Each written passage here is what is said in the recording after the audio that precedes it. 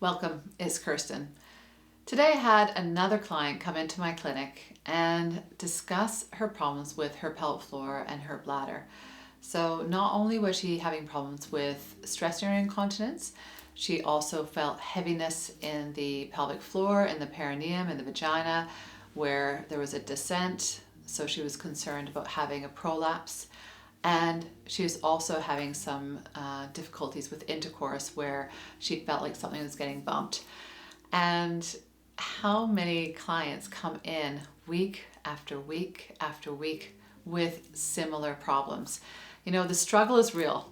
We do have a lot of issues with our pelvic floor and our pelvic organs after having babies especially, and also as we get older. In fact, 50% of us have incontinence as adult women. Not at a certain age, but overall adult women, 50% of us. And those over 50, half of us have prolapse. Also, about a third of women have pain with intercourse, depending on what study you look at, even up to 1 in 4. So there are so many, and if you add those all up, it's going to be above 100%. So oftentimes, it's not just one problem they're facing, it's many problems, and that's affecting their quality of life. It's affecting their relationship with their partner. It's affecting their relationships with going out with their friends, thinking they might leak when they are trying to get to the restaurant or trying to get home. And there's many other issues such as urgency or a lot of urinary tract infections, etc., etc. So you're not alone. There are many, many women who have multiple problems with their pelvic organs and their pelvic floor. And I want to urge you to discuss this with your primary healthcare provider.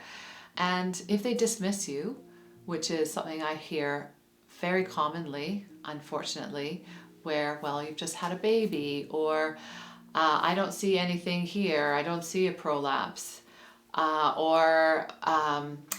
just do some Kegels without actually getting an assessment.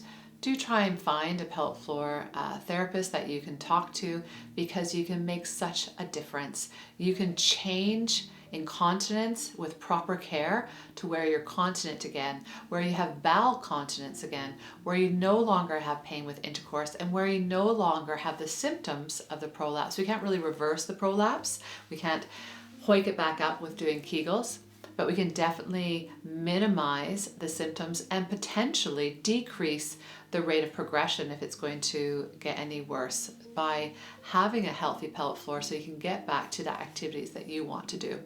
So please do advocate for yourself, and also advocate for us as women. Subscribe and push the like button so that this information can get to more and more women who maybe don't have the opportunity to find a pelvic floor therapist in their community, and they're wanting some more information on the pelvic floor, on the bladder and the bowel, etc., and the things that I've shared with you.